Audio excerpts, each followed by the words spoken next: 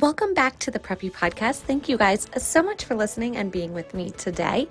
I have a wonderful artist who makes amazing paper goods for your everyday or even weddings if you contact her. So today I'm talking with Rhonda Neal. She has some really great preppy designs. I think you guys have probably seen me share some of her fun pink ones a few weeks ago on my Instagram. But before we get into this week's episode, I want to thank all of you who came to our Charlotte podcast panel with Dillard's and their amazing brands that are part of their coterie shop. It truly was such a great panel and an audience there with us.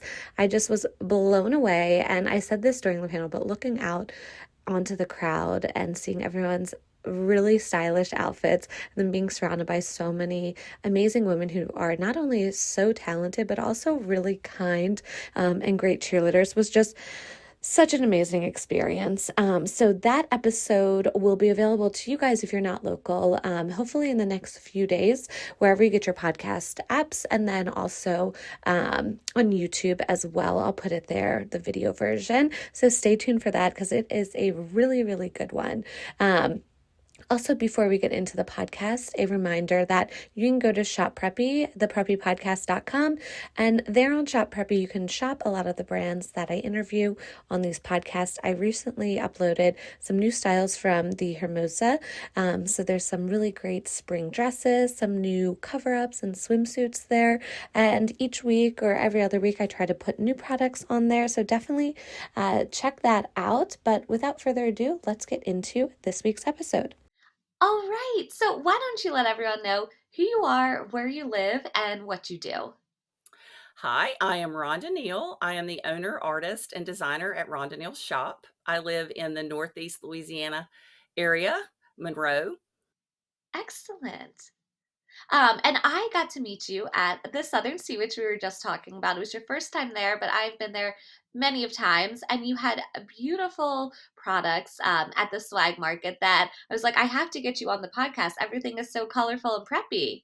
Well, thank you so much. Yes, I enjoy doing the swag market where I gave every attendee a piece of my stationery. I had notepads, note cards, or gift tags available with some fun patterns and fun sayings. And I was very flattered that you asked. I'm happy to be here. Thank you. Yes, of course. So I'm curious, have you always been artistic or creative? What were you like as a kid, or did this come later in life? Yes, actually, some of my most fond memories were of me sitting at my grandmother, who I called Mama Grace. Mhm. She um she loved to crochet. I spent a lot of time at her home and I would color. And so, the big 64 box of crayons brand new was like a pot of gold, and a pack of paper was just the most wonderful thing you could give me, especially if it didn't have lines on it. Back then typing paper was not something that that it was easily come by.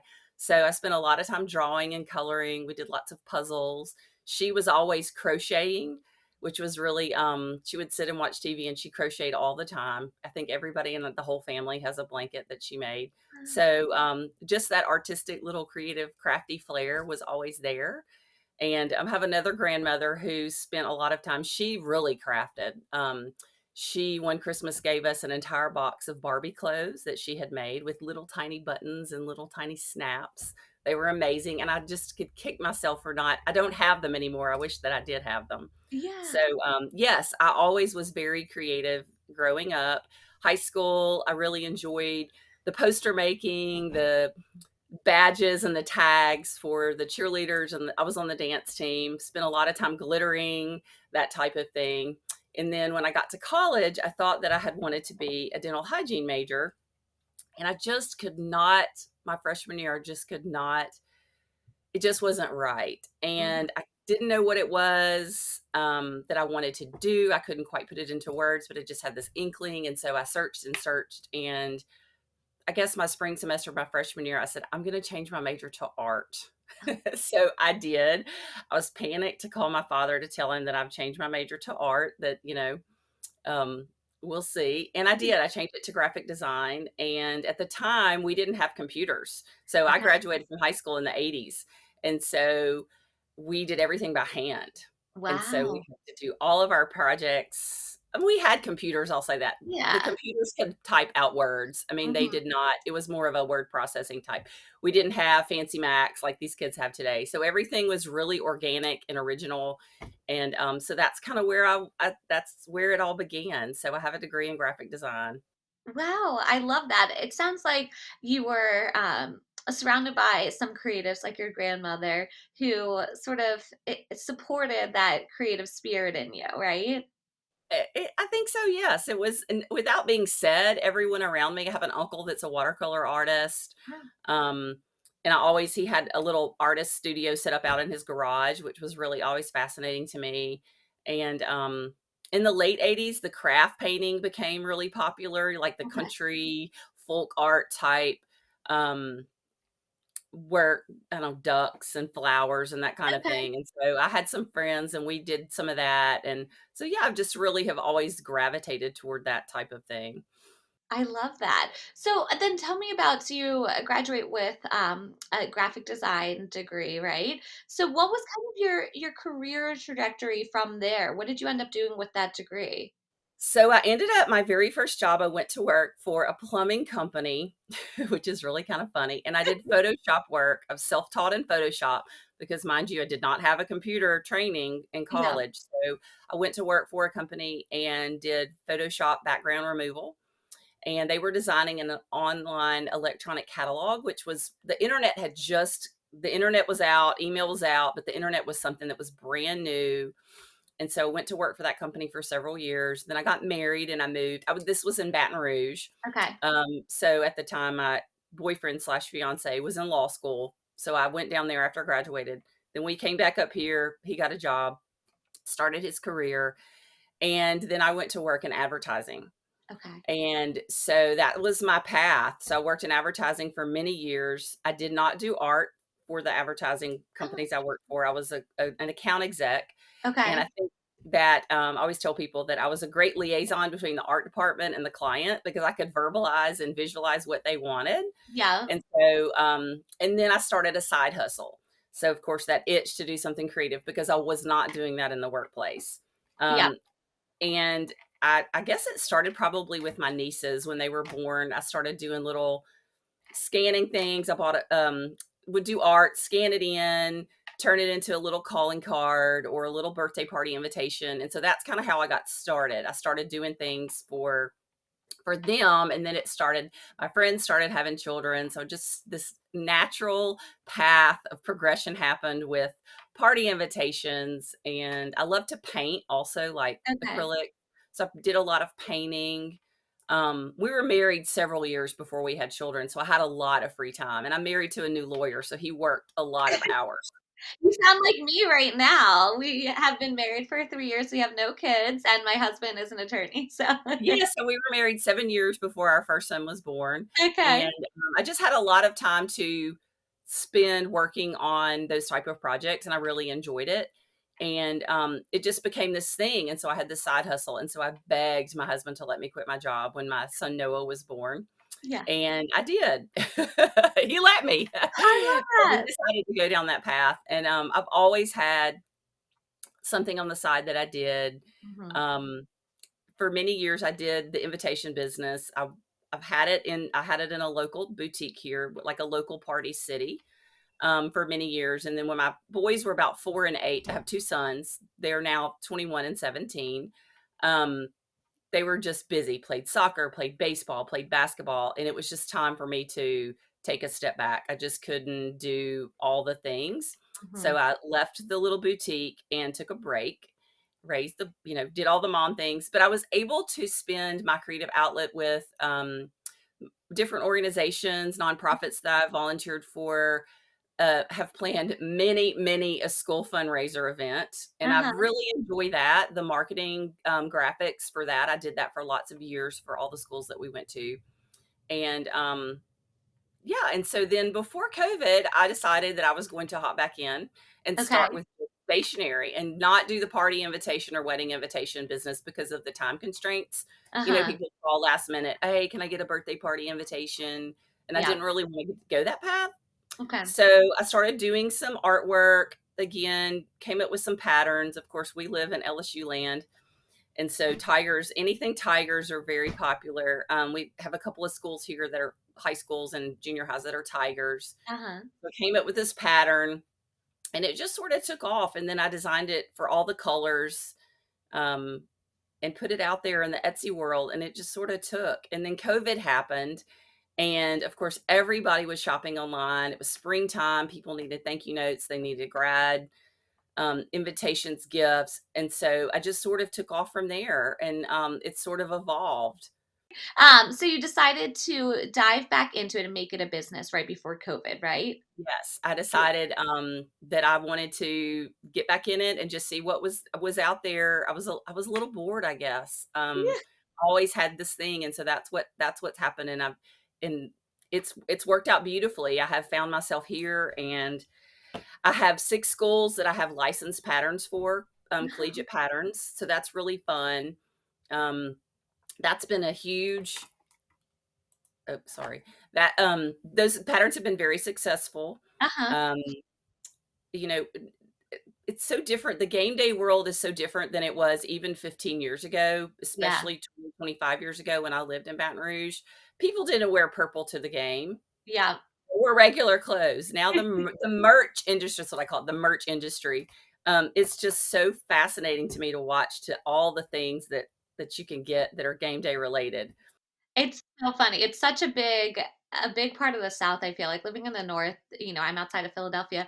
It's not as popular here, but my husband went to University of South Carolina, so I get the game day fever through him.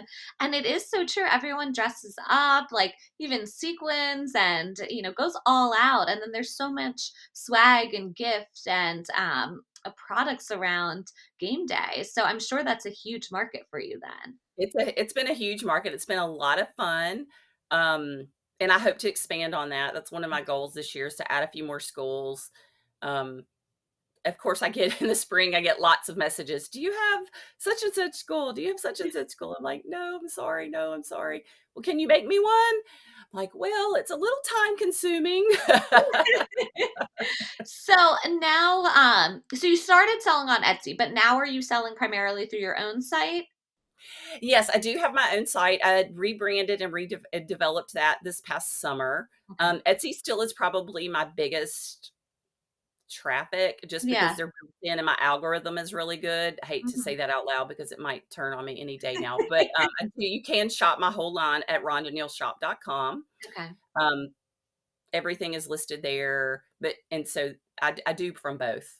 I'm curious then, what's been working for you in terms of marketing? It sounds like, I know Etsy is it's a website, like a shoppable website, but I almost think it is a marketing tool for a lot of people. Like same thing with Amazon because they are a search engine in itself as well. So would you say, obviously being on Etsy is a great form of marketing for you. Anything else? I have really benefited from the algorithm of Etsy. I do believe it's because I have a very niche product and people go looking for what I have. And so in the spring when they need thank you notes or invitations for their graduate, they are going and they are specifically looking for what I have. So that has been a very big part of how I do it. Because I'm niched down. Hmm. And I do have other patterns and other traditional monograms that I do sell on the site that are, that are lovely and very classic and traditional, and people still always want those. Yeah. Um, I do feel like one of my biggest challenges is probably social media. I'm Mhm. not really comfortable putting myself out there. Photography is also an issue. Like you have to be very intentional with photography. I Yeah. do find when I do it and I do it consistently, I do see the results. Um, but that's something that I have got to grow grow in 2025. That's one of my goals. But Etsy has been great. Etsy has been Okay. great, and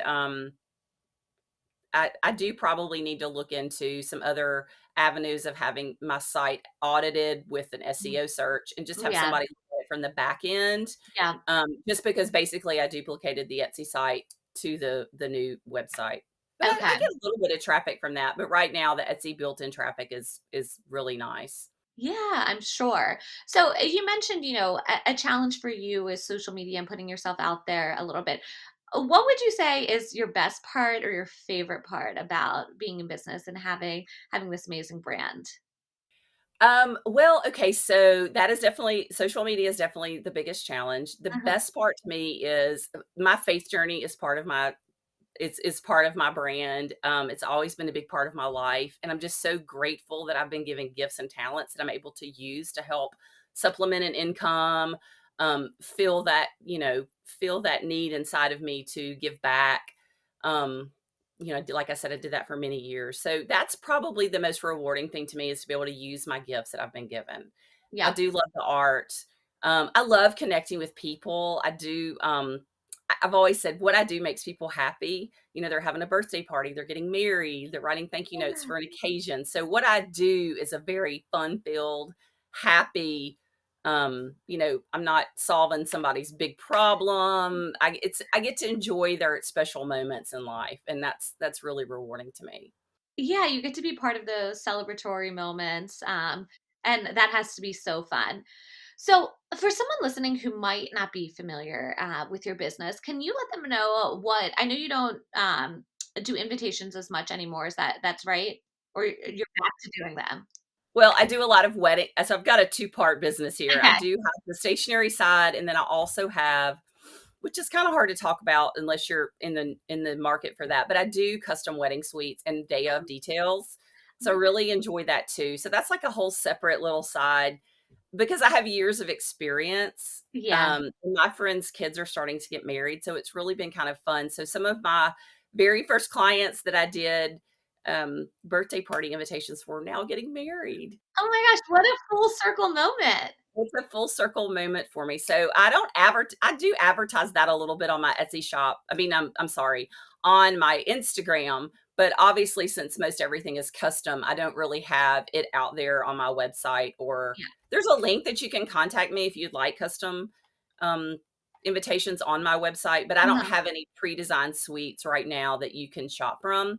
That's Okay. also one of my goals. I would love to have about 6 to 8 suites where you semi-custom suites where Okay. you can, shop from the site.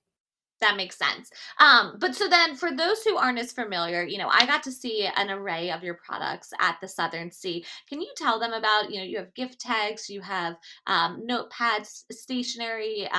Tell them all about your products and kind of what you're known for, like what kind of motifs. And I feel like you're known for so much color too. So tell them about what your brand is. Color is very important to me. I do love color. One fun fact I'll go back and talk about is I did not actually watercolor until probably gosh, Noah, my son, he's 21. He was born, he was probably 1.5, and I met a watercolor artist, Susan Woodard, who's fabulous, and she paints children, and so she was very inspirational to me, and I had never done watercolor because in college we did acrylics or oils, Okay. and, I've always had watched my uncle do watercolor. So I started doing watercolor then, and it's just I love it. Some people think it's very challenging because you don't have as much control over the medium, but Yeah. anyway, so my designs are brightly colored watercolor art. Um, I have patterns that are reflective of florals in the South. Mhm. I do have my game day collection, which is all about the schools that I have, their mascots, their colors, fun pennants, things like that. But my line is all stationary. It's fold over notes, flat notes. I do have a desk pad. Gift tags are huge. Did I say notepads? The notepads are great Yeah. gifts. They come with 100 sheets. So anything social stationery wise that you need to fill your stationary wardrobe with, we have on our site. Definitely, and they make great gifts too. I think, it's so much easier than giving someone clothing or something like that because they can use it. It's a usable product, but it also doesn't have a size associated with it, right? Exactly, and one of the things that I love to tell people about personalized gifts is when you give a personalized gift, it tells the person, the recipient, that you took the time to have something made just for them Yeah. and that you thought about it and you just didn't run up to the local boutique and grab a candle or, um, a pair of earrings to give as a gift. Yeah. So I do people that receive my things for gifts love them. They make wonderful hostess gifts for bridal showers, baby showers, engagement parties. I do a lot of that. I do a lot of gifting for people. Hmm. Um, That's amazing. Paper makes a wonderful gift. And we all love the idea of a disposable, right? Um, a sleeve of cups, a Yeah. notepad, those things that you're going to use up. It's not going to be something that sits on the shelf. So I love a disposable gift. Personalized cocktail napkins are one of my very favorite gifts. I have a cabinet full of cocktail napkins. It's really kind of funny. So do I. I have a whole cabinet full of them as well. I use like a shoe divider shelf, and I put a bunch in there to keep them organized. But I have an addiction to cocktail napkins. Yes. I love a cocktail napkin. They always fit and they're not expensive. So yeah, they make a great little souvenir from a trip, and they're easy and light to pack in a suitcase. So I'm curious, as you're growing the business, what are some dreams in terms of who would be a dream customer or a dream collab for your brand?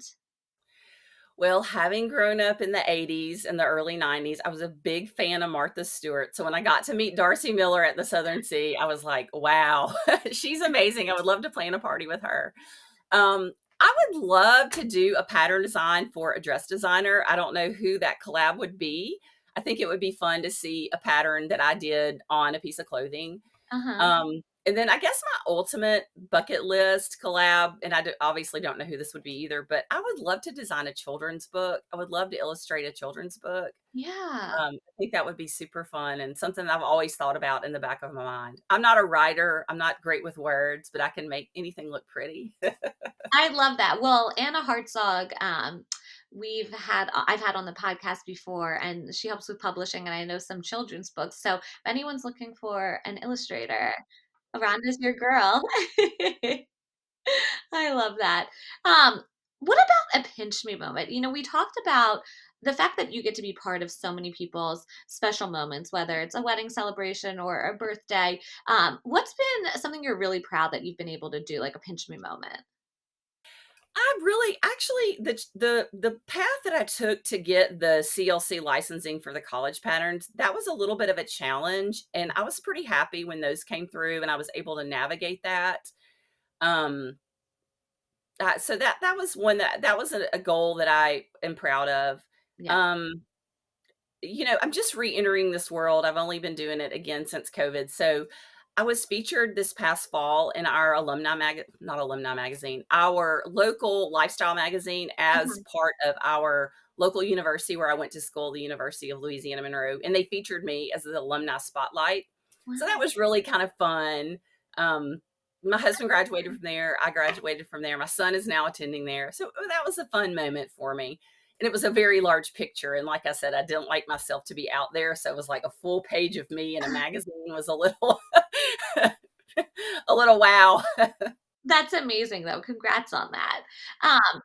You mentioned the college licensing, and I'd love to talk more about that because I think a lot of people want to get into that. And I've had some clients do it and other guests on the podcast. And I don't think people realize how much of a process it is. It takes months and there's so many steps. But it's a great avenue for business. You can sell a lot through doing these sorts of college game day licenses because there's such a demand. So can you walk us through a little bit of that process and what that looks like?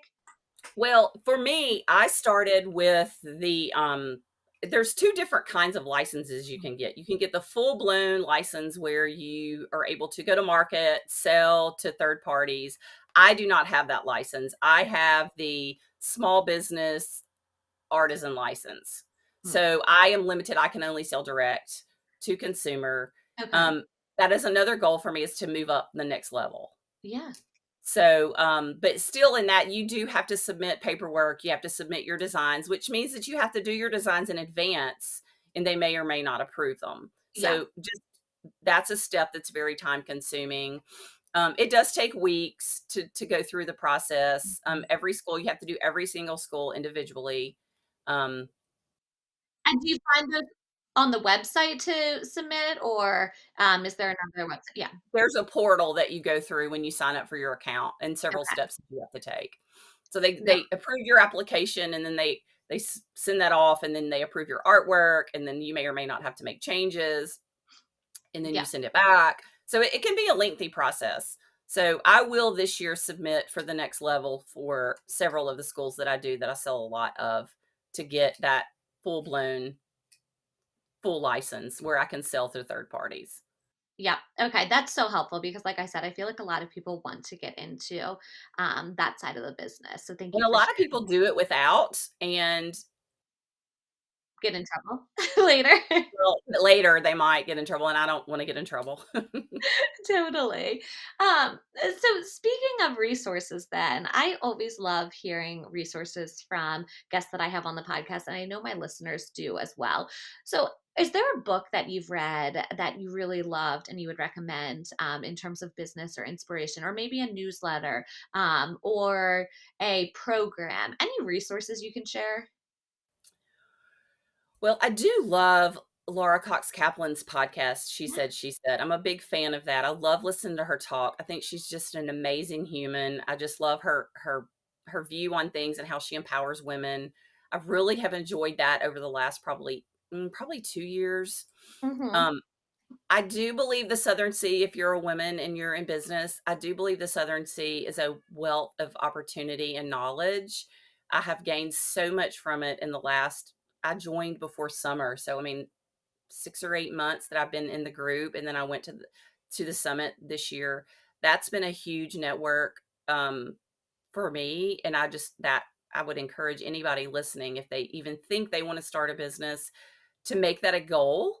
So this is part of my story too, which is kind of funny. I told this at the Southern Sea. I was at Sea Island on a girls' trip 8 years ago with 5 friends, and the Southern Sea was happening. And we all were like, what's going on? What's going on? What are these women doing? They're all dressed so cute. What are they? We were trying to figure out what it was. And we ended up pulling a photographer aside, and she talked to us for a long time, and she kind of told us what it was.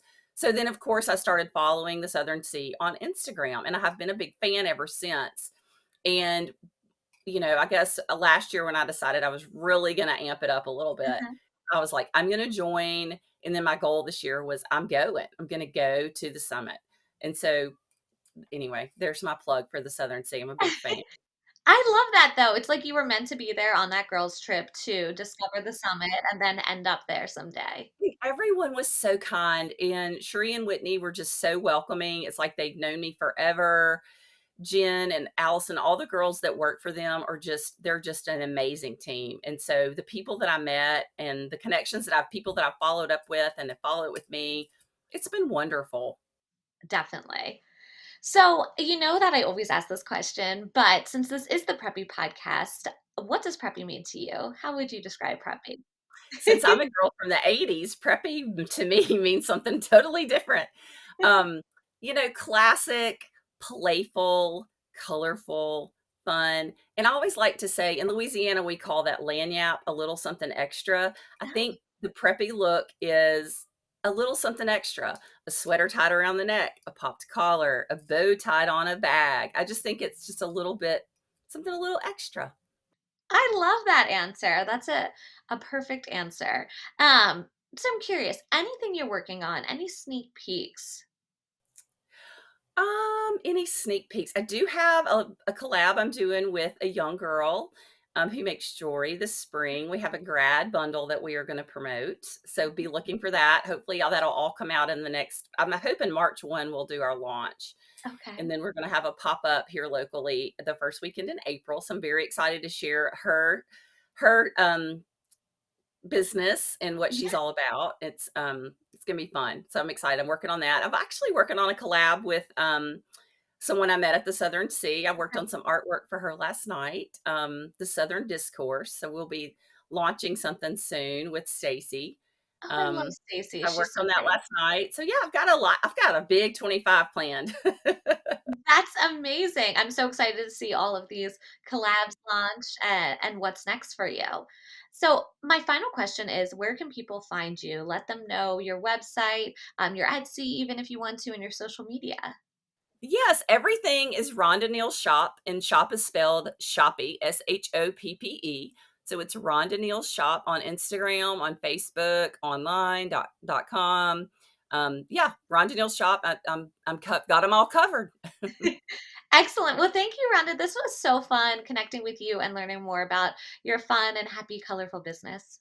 Well, thank you so much, Patricia. I look forward to seeing you soon again. Thank you so much for listening to the Preppy Podcast. I hope this put a little prep in your step for the day.